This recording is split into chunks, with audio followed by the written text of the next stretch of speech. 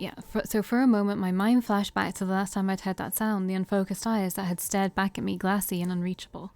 And so, as I slowly opened the door, I almost wondered if I wouldn't see that look again. Hello, Valkii.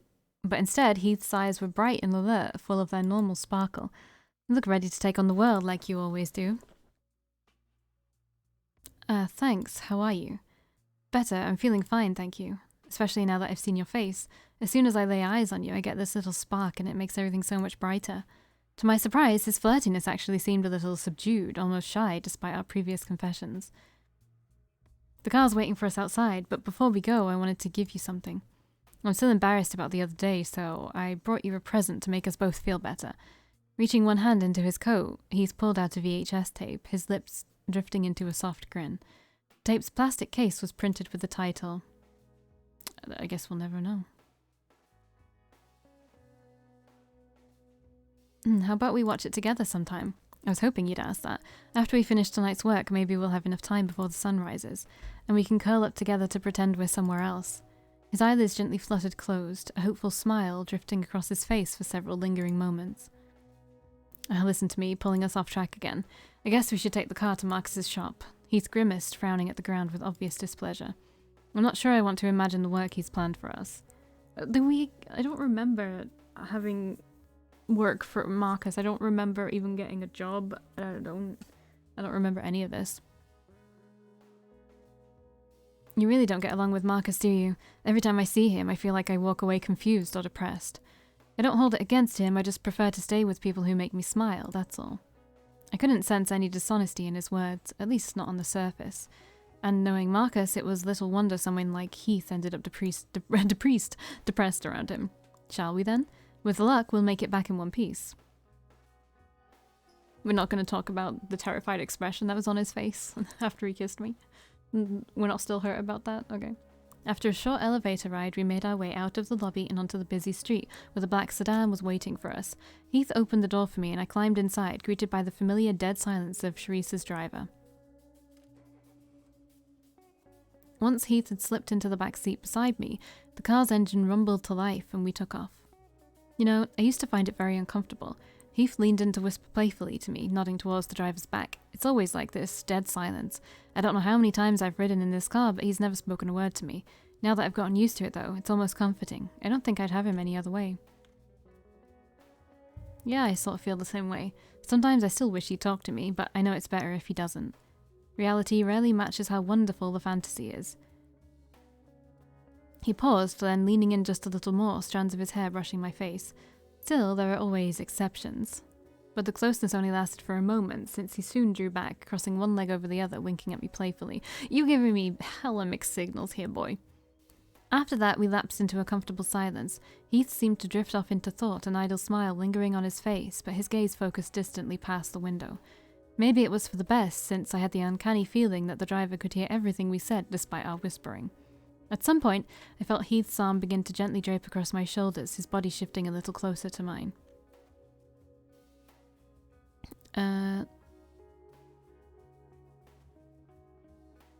Lean my head lightly against his.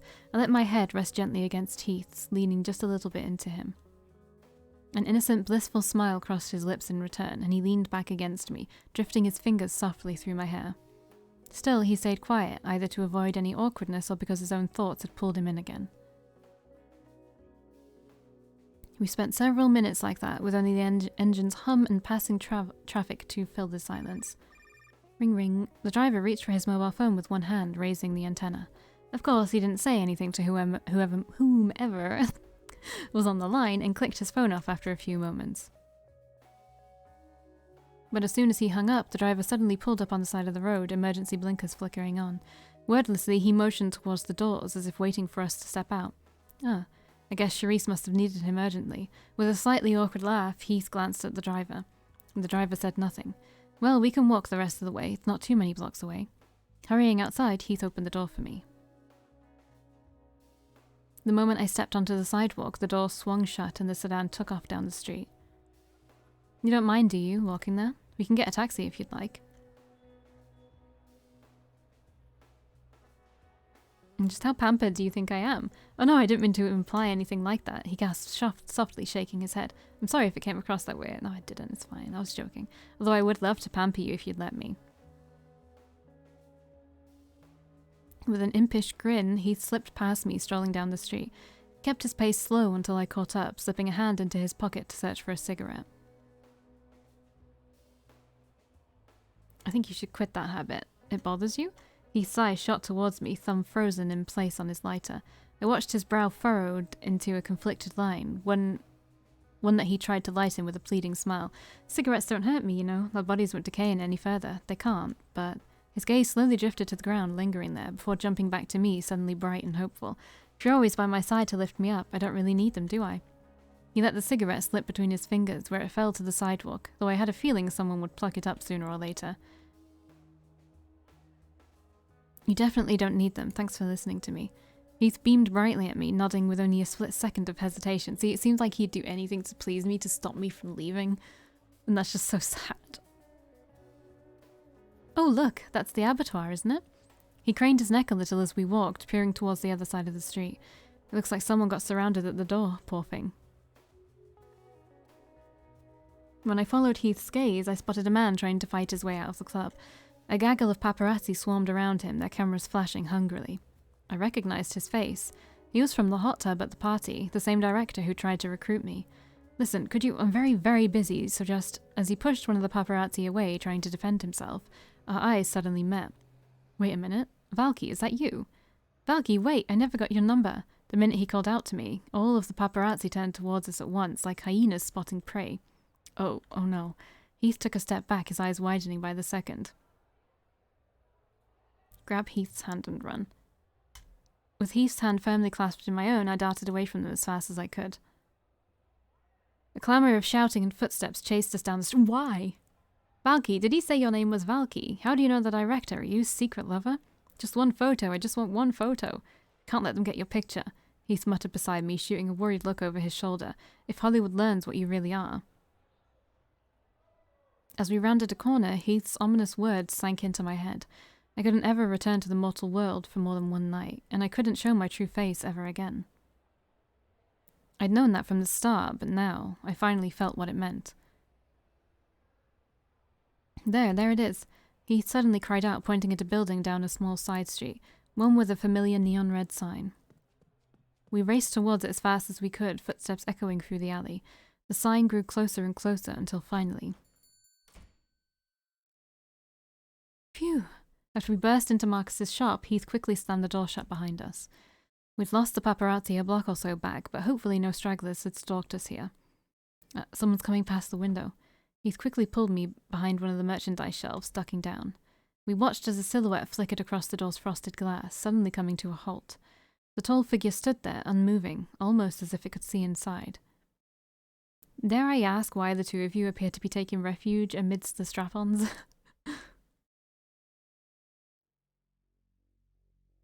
Marcus, who apparently had been standing behind us, offered a quizzical raise of one eyebrow. Oh, hi, Mark. Hi, Marcus. I'm sorry, we had a little trouble. Smoothing out his scarf, Heath swiftly rose to his feet, clearing his throat after I followed suit. I do hope there wasn't a misunderstanding about the type of job that I needed done. No, it's Valkii and I were... Please, I believe I'm quite fine without further details. Marcus raised a hand to silence Heath's explanation before it started. I'm well aware of your romantic involvement, and would be even if I were blind or deaf. And I cast no judgments. Like stones, they are much too heavy, but I do wonder... Which one of you is using the other to escape? His tone abruptly turned solemn, the last word drawn out deliberately. Escape? Heath froze, his gaze jumping to meet mine. A strangely tense, uncertain moment of silence passed. Yes, escape.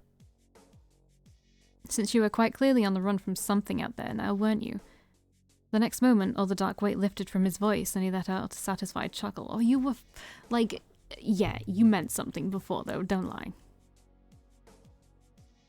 Oh, don't sigh so wearily, little Polaroid. You do well to grow a better sense of humour. It makes the world sting far, far less.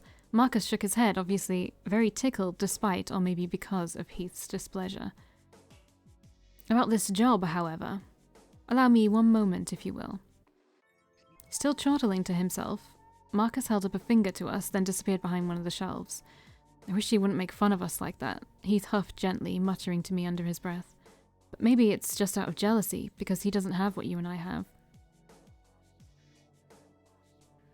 Don't take what he says too seriously. I won't. I know what's important to me, even if some people can't understand it.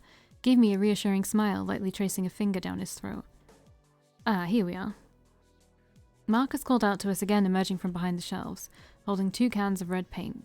One of my walls is in dire need of repainting. This time, the silence was a baffled one. That would be your task for tonight, my friends. But your walls have wallpaper. Yes, but every now and then I am compelled to add a little variety, a little chaos, so I have it painted over, but only on one segment. Unfortunately, after the last incident with one of the servicemen I hired, the oversized vibrator, the chicken, and that can of tuna, I'm afraid I have been blacklisted by most painters in Los Angeles, and for some reason I can't even begin to fathom just about every vampire in this city refuses to come to my shop. So I have fallen very much on hard times, you see. Painting, all right. Heath shook his head, looking both relieved and mystified. And here I thought you had something terrible planned for us. No, not in the least. That honor belongs to fate. I'm only along for the ride. After his casual remark, Marcus unceremoniously dropped the paint cans by our feet. Heath and I exchanged looks, then followed Marcus around the corner where a single patch of wall had been marked with a threatening black X.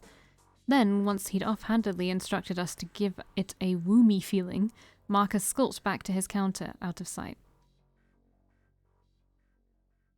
I guess we should be grateful for small blessings, shouldn't we? Exhaling a playful, resigned sigh, Heath started to drag his brush along the wall. We'd settled on the floor together with our cans, deciding to work from the ground up for no real reason. Painting a wall, it's almost a little too easy. I know, it's like he's being nice to us. Maybe he is. I'll never understand the way Marcus's mind works, but I think it's better not to look a gift horse in the mouth. After letting out a little laugh, Heath lapsed into silence, dabbing more paint onto the wall. The pause felt comfortable enough, though I had the sense that Heath was mulling over his next words.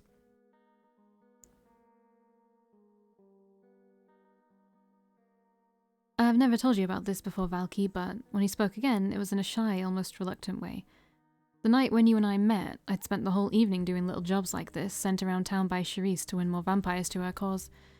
But before I went to visit you, it seemed like one of the worst nights of my life. Why? What happened? It wasn't anything that happened that night, but more of a weight inside me, something that built up over weeks, months, even years.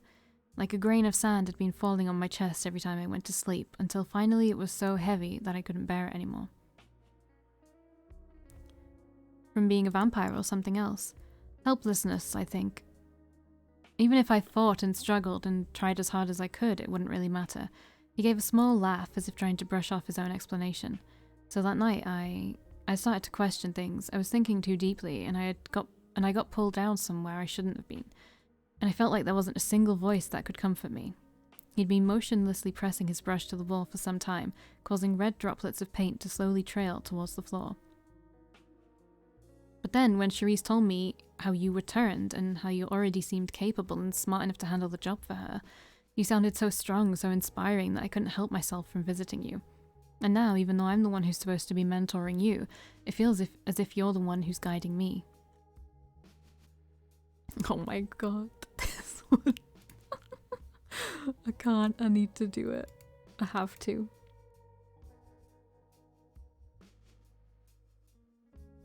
As I drew a heart in red paint over the wallpaper, Heath's face shifted from curiosity to delight in a matter of moments. Dipping his finger in the paint, he drew 2 letters in the center of the heart, H+V. I hope Marcus isn't behind us right now. Slowly and deliberately, Heath began to lean towards me, his large green eyes reflecting my face as he closed the distance between us. With one hand, he gently reached out his fingers, curling under my chin and lifting it up. Little by little, our faces grew closer together until... our lips brushed together sweetly, almost chastely. Each kiss was soft and slow, unhurried, as his cool mouth met mine again and again. Oops! A loud noise suddenly rang through the shop. It sounded like someone had roughly shoved the door open and heavy boots plodded inside. We exchanged quick glances. Someone followed us. Hey Marcus, thanks for saying you'd see me tonight. I know you've got to be real busy with whatever the fuck it is you do here. It's Randall? That's his name, right? That booming voice and the loud chuckle that followed. It had to be Randall. Well, you seem quite eager to converse, and tonight was as good a night as any. Yeah, I guess I... Wait. The voices went silent for several seconds. We're not alone here, are we? Hey, what's the deal? I thought you said this shit would be private. There's no need to be so uneasy, Randall. If I intended to have spies or assassins lurking about, I assure you I'd be far more subtle about it. Yeah, but...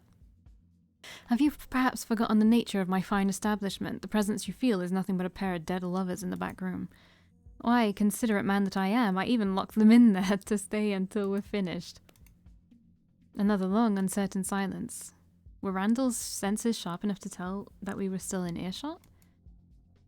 Ha ha ha ha. Jesus, you really are a crazy bastard. As Randall's loud laughter echoed from around the corner, Heath relaxed a little beside me. Alright, so about the deal. You told Charisse what my offer was? I did, yes. And? What'd she say? Instead of an immediate reply, I heard the sound of rustling newspaper. She said it could only end in disaster. Although I couldn't see it, I could somehow feel Randall's dejected stare. And when I glanced over towards Heath, he was staring silently at the ground by our feet, where stray drops of red paint were scattered everywhere. I know you fervently avoid any association with the Ascari, but perhaps I should remind you, after the incidents of the past few years, most of them believe LA's Mavar to be a little more than mindless beasts. Distaste for their ways has grown extreme. Without Charisse to moderate them, the Ascari would most likely seek the expulsion, or even the extermination of all the Mavar in this city. I know that, goddammit, but... Fuck. There was a dull thump, like someone had just hit the wall. So you're telling me there really isn't a chance? If she won't step down, and the Ascari hate all our guts, then where does that leave us?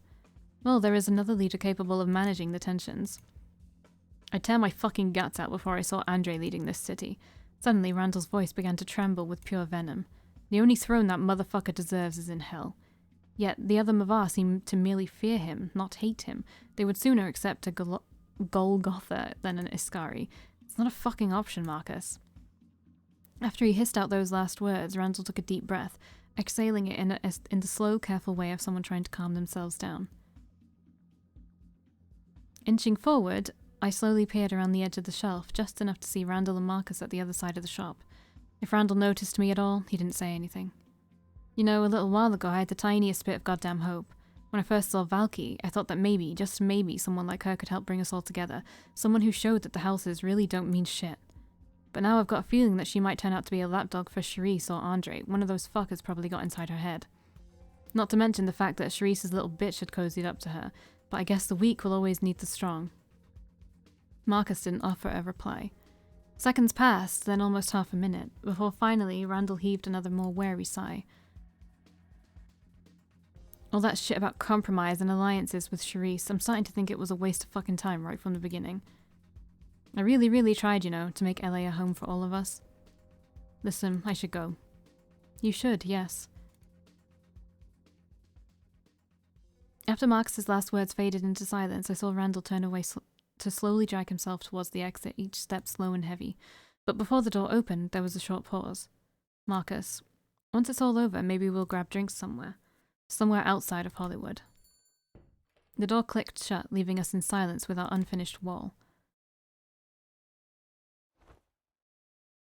Heath rose slowly to his feet. His shoulders were slumped, back hunched as if he were Atlas carrying the world. Ah, if that isn't a wall fit for a king. Stepping around the corner, Marcus paused in front of us, glancing towards the fresh paint. A little patchy here and there, perhaps, but I suppose it adds to the aged charm and ambience I work so hard to maintain. Marcus. Quietly interrupting Marcus's casual remarks, Heath frowned at him, his voice shaking ever so slightly. Yes, Mr. Polaroid? You set up Randall to come here after we did. You wanted him to say that in front of us. That was your plan from the start. His soft words sounded more hurt than accusing. That is rather presumptuous and self-important of you, don't you think? Marcus addressed him in a distinctly chillier tone than before. It was enough to make Heath wince a little, one hand reaching for his cigarette case before freezing halfway and returning to his side instead. I don't know what's loading on my screen. Randall needed to see me, and I needed to see a repainted wall. Whatever you decide to eavesdrop on is none of my concern, but since you are so enamored with matters of fate and destiny, why not blame those forces instead of my person?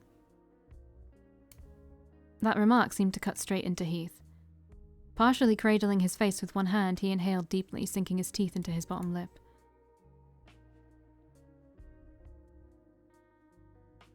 This was your way of showing us the truth. You may interpret things in any which way you desire, but all of what you overheard, from the failed compromise to the situation between the Ascari and the Mavar to Randall's passionate hatred for Andre, is indeed the truth. Then any chance of a compromise is gone? Heath sounded reluctant to even ask the question, as if he were afraid of hearing the answer. But Marcus only rolled his eyes, distaste creeping into his voice. No, not gone, not vanished, not some brave little flame of hope extinguished into the cold, cruel night. As Randall pointed out so astutely, it simply was never there at all. But then again, Hollywood was never much of a place for compromise to begin with. Lowering his head, Heath curled his fingers tightly around his pendant.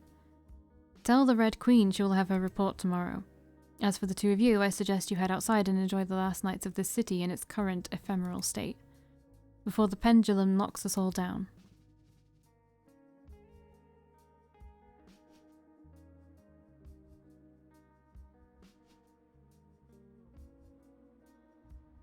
After Marcus escorted us out, Heath and I wordlessly walked down the alley. When I glanced over at him, half expecting his face to be contorted with emotion, I only saw an exhausted, blank stare. But when we returned to the main street, Heath came to an abrupt stop on the sidewalk and I stopped beside him. I'm calling you a taxi. I think I'll go back to my bar for a little while, but you should go back to the hotel. Can't I come with you? I'm always so happy when you're around, but I don't think I'd be very good company right now. I'm sorry. His words faded into tired silence.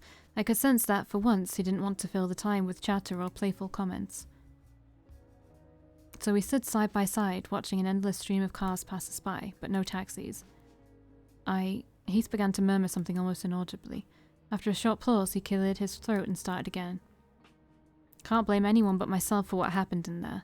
I should have known, expected it, when I saw how easy the job was. Marcus wouldn't have us do something like that without an ulterior motive.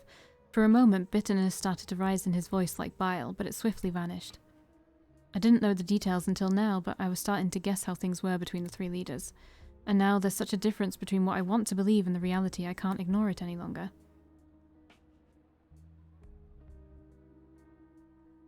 Maybe overhearing all that was for the best. Maybe it's Marcus's way of trying to be altruistic. It was difficult to tell whether his overly playful tone was genuine or cynical. And in that case, I guess you'd be right. He always seems to know how everything will turn out. Just as Heath murmured his quiet reply, a taxi finally pulled up in front of us. Looks like your ride's here. Maybe we can watch that movie together sometime this week, I'll call you later to set it up. He leaned in for a moment, gently tilting my face upwards. Gently tilting my face towards his own, then placing a small, longing kiss on my cheek. If you ever need me, you know where I am. Good night, Valkii. With that, he opened the door for me, and I slid into the empty back seat. Let me see my stutties. I'm more determined. I'm getting less diplomatic for some reason. Has that gone up? I don't know. I don't think so. As the taxi started down the street, I turned to try and spot Heath through the back window. He was still standing by the road watching me leave, his smile slowly fading. His slender figure grew smaller and smaller and smaller, until finally, among the sea of cars and lights, he disappeared.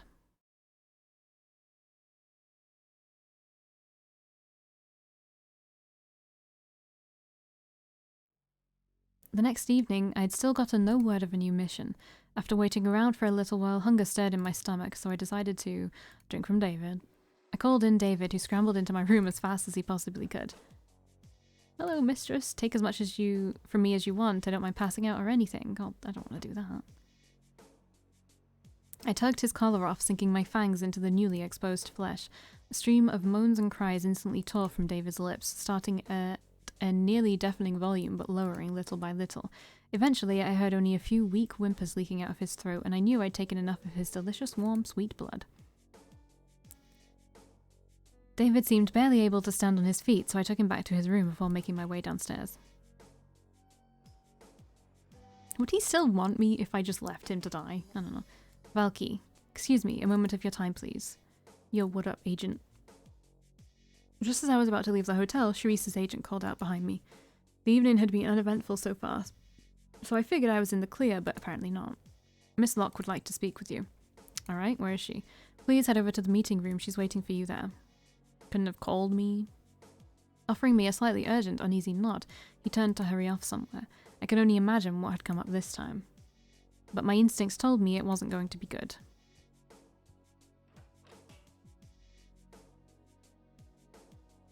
Valkii. How gracious of you to make an appearance. When I entered the meeting room, Sharice rose from her seat, approaching me with slow, deliberate strides. The troubled look in her eyes instantly confirmed my suspicions. Well, I won't mince words. As you might have already guessed, I am in need of your services. Last night there was another murder. Oh no. Sharice paused for a long few moments, briefly biting her lip. The body was mutilated, his ears and eyes cut out, wires stuffed into the sockets. This makes the third victim of this hidden killer, and only the third victim whose body we found. There may very well be others who have yet to be uncovered. We can't afford to ignore the situation. I agree. They may target you or me next. You're very much correct. It is a great hazard to all of us and needs to be dealt with swiftly. She shook her head intently, letting out a strained sigh. We believe the killer regularly returns to the sewers where the previous bodies have been found, because the stench makes even distinct sense, if very difficult to track. However, right before I asked you here, I received word that my agent lost contact with her partner by the Sunset Strip. She tracked his scent to the sewers, but called for help rather than risk entering by herself. A smart idea she must have learned from horror cliches. Indeed, as cold as it sounds, charging unprepared after a murderer to rescue someone is a recipe for death. Now, if we were to send a large group, I have no doubt that our killer would easily realize they have been discovered. This person must be extraordinarily sensitive to the presence of others, as they've somehow managed to avoid detection so far. Therefore, I intend to send only 2 agents. Kedrick, one of my more combat-skilled assistants, and you. Hang on a second, why me? You witnessed the killer's techniques firsthand, and you've already successfully tracked them as well. But the more salient reason is you're enough of a unique curiosity that I doubt they'll immediately attack you. I know it sounds like a gamble, but you may be the only one capable of reasoning with them. Her brow furrowed into a deep, unhappy line. There are weapons I've left for you at the front desk, just in case they're necessary. Good luck, Valkii. Make sure you return intact. I'll be back with the killer or what's left of them. When I returned to the lobby's desk, the clerk discreetly handed me a black box. It held an expensive-looking combat knife and a Glock handgun, complete with a small amount of ammunition. I tucked the weapons into my jacket, wondering if I'd end up needing them. I guess the next time I play this, I'll be kind of, figuring this stuff out. Interesting. Outside, Sharice's car was waiting for me. I climbed into the back seat where my partner was already slouched inside. Who is this person? He doesn't get a face, okay? Okay, I don't know why Sharice sent you, and honestly, I don't really care. Kedrick, a short, tanned man with a hooked nose and beady eyes, gave me a disparaging look. All I need to know is this. What's your combat experience like? I cry when I have to flush a spider down the toilet. Not much, but I can handle a gun. Alright, just stay alert and tell me the second you see anyone down in the sewers. And that was the extent of our conversation during the car ride. The perpetually silent driver took us straight to the Sunset Strip, or more accurately, a few blocks down where the missing agent had disappeared.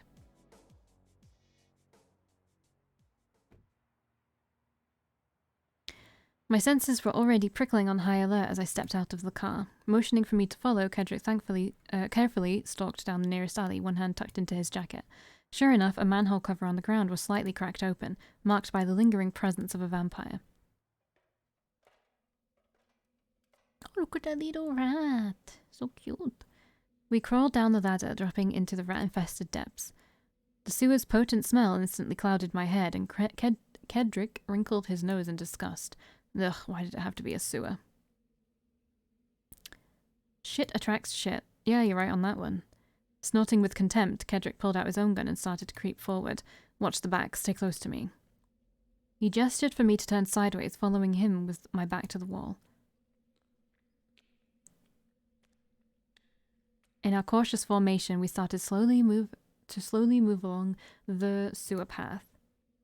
The acidic smell of vampire blood rose over the stench, taking us deeper into the tunnels. I could tell Kedrick felt just as anxious as I did, maybe more so. His eyes darted around constantly, lips pulled back to show his gritted teeth. As we rounded the next corner, something caught my eye behind us. I instinctively jumped back, squinting to try and make it out, but it was only a rat popping out of the water. I silently hurried back to Kedrick's side. I turned around, hurrying to catch up with Kedrick, but he was gone. I could still detect his presence, but it was quickly getting distant. How had he vanished so suddenly? Oh no. There was only one choice. I had to follow him, and I will do that the next time I play this. Sadly, I wish I could play more, but it has to wait, sadly. I'm not just finishing this game in one go. I don't believe I could do that. I know there's like a lot of words, but I don't know, like 15, which is like over 15 hours, but I don't think that's just in one route. But I do believe there's probably quite a bit left to go. I don't know though, because it says the conflict's going to come to an end soon. I don't know. Anyway, I'll see you in the next one. Bye.